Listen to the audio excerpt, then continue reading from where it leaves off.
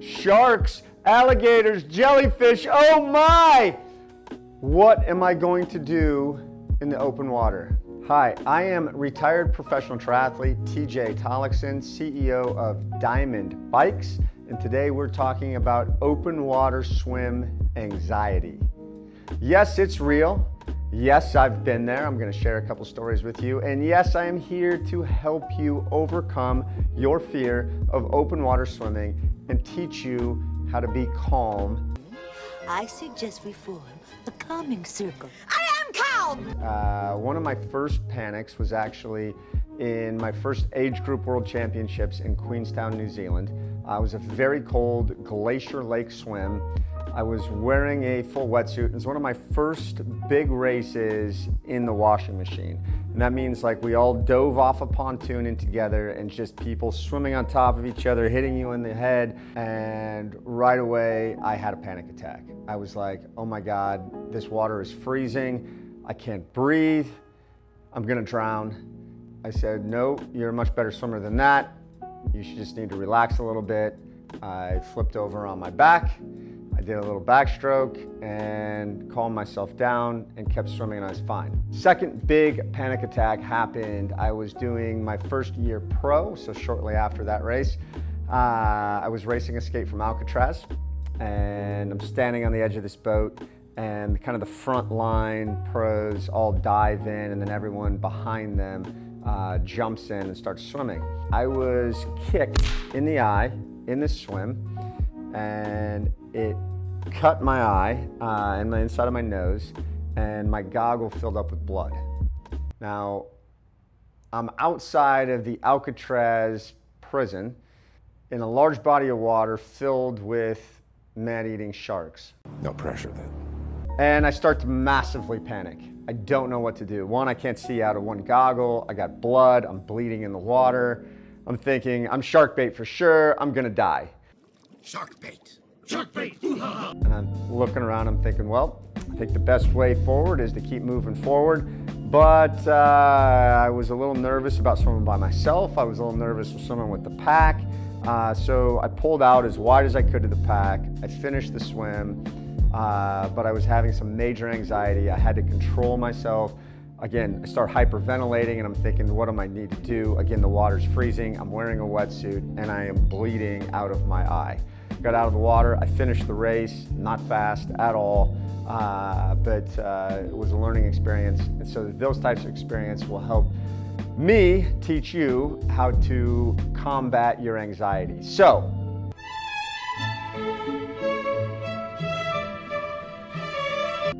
the number one thing that you can do is practice open water swimming.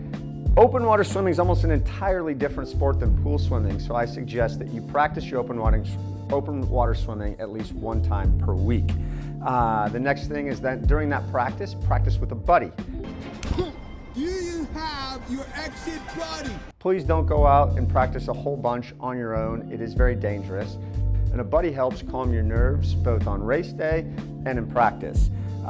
So the other big thing is have a comfort stroke. So you heard me talk about when I was in New Zealand, I flipped on my back and I did some backstrokes. So my comfort stroke when I'm in open water is backstroke. Okay, for a lot of people it's gonna be breaststroke, right? Because they feel really natural doing some breaststroke. I'm a terrible breaststroker. That's what she said. The nice thing about backstroke as a comfort stroke is that you can easily keep your head above water and breathe as much as you want. So breathing is a big anxiety problem for most triathletes, which gets me to the next point is in your pool training, you should actually do some hypoxic training. By hypoxic training, I mean some breath control training in the pool. And I like to breathe every 3 strokes, 5 strokes, 7 strokes, and 9 strokes by 100. And it's a lot easier with pulling because when you don't kick, you're using less oxygen, and so it's easier to hold your breath. This is a challenge. You should build up to this, and you can eventually be able to do this. Now, when you do this, I count the flip turn as 2 strokes. Okay, so that helps you get through the breath control easier. This will help you. It will help you be comfortable being out of air and holding your breath, which is really important in open water swimming. Same thing, it helps you become comfortable when you might open your mouth and swallow some water, not to panic, that you know it's okay, that you have oxygen and you're going to be okay. You will be able to keep swimming and eventually breathe again. I'm alive. I'm alive. The other important part to practice and training is your sighting. And the sighting technique is very simple, but it should be first to pop your head up and then to the side to breathe. So as you're swimming, the first thing you do is pop your head up, then to the side to breathe, right back down. Pop your head up with one hand in front, platform out here to breathe. Sometimes you'll see this. Now you don't want your whole head to come above. We talk about alligator eyes, so that's really important, is just get your eyes above the surface of the water. Turn your head to the side, breathe, keep swimming. You'll see pros do it very naturally, but they only do it very naturally because they've practiced over and over and over again, and you should be doing the same. The next big thing, develop a swim mantra. Okay, so when you're swimming a long distance, you might have a saying that you say to yourself over and over again. It might be something like calm, relax, strong, breathe deep, something like that.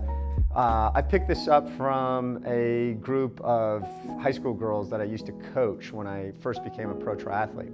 And every week we would do these 500-yard time trial swims.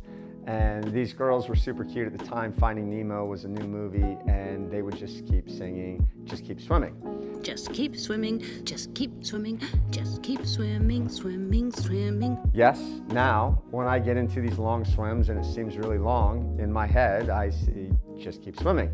And it makes sense, right? Just keep swimming. It's really that simple. But it'll help keep you stay positive about what you're doing, which will have a better outcome on your anxiety and keep you relaxed in the swim. The next thing, rubbing's racing. So this is a big part of open water swimming. You're going to touch other people. They will touch you. It is not comfortable. Nobody likes to combine open water swimming with wrestling. Unfortunately, that's a large part of what we're doing. You can make sure you give yourself time and space, okay? You could start way away from everybody. You can give yourself a few seconds at the start of the race to let the mass chaos go in front of you before you jump into it. Give yourself some space and some time, and when you do touch somebody, stay calm, okay? Don't fight it. Use it to help you move forward. That's the best piece of advice about contact that I can give, and I hope that it helps. The last piece of advice about swimming has to do with wetsuits. A wetsuit is a huge advantage in open water because it helps you float and helps improve your body position. At the same time, it can really induce panic attacks because they're very tight and restrictive on your chest. So one of the things that I like to help with that is the sleeveless wetsuit. If you start to panic, it's very easy to grab your neck, let some water in, and cool down. If you have anxiety issues in the water, looking at a sleeveless wetsuit, it's not going to be as fast, it's not going to be as warm. Both of those things could be good for you, but it can really help reduce your anxiety, and for that reason I'm a huge fan of it, and I think you should do it. My last piece of advice is on calming you before the swim. It's simple, it's called dragon breathing. So when we talk about dragon breathing, we're going to breathe like a dragon, and we're going to breathe in through our nose. You're going to breathe in,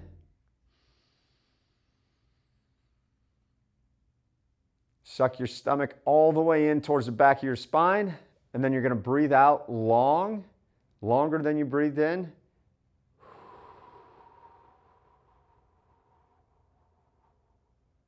Push all that air out, push your belly back out with it, and try to breathe every bit of air out that you have. Do that between 3 and 5 times, and you'll find that it not only calms your breathing, okay, but it calms your mind at the same time. It maximizes the amount of oxygen you're intaking, pushes it all out, and really calms your mind with your body. So that's it. Those are my tips for calming your anxiety in open water swimming. I started just like everybody else. I've overcome my anxiety. Yes, I've been stung by jellyfish. Yes, I've been in the water with sharks and alligators and everything else. But I'm not afraid to go in the water, and neither should you. If you enjoyed this video, you want to see more of it, hit that like button, hit that subscribe button. I've got all kinds of great Ironman tips on training, nutrition, racing, Amazing content. I would love for you to join me on this journey. Hit that like button, hit that subscribe button. Check it out every week.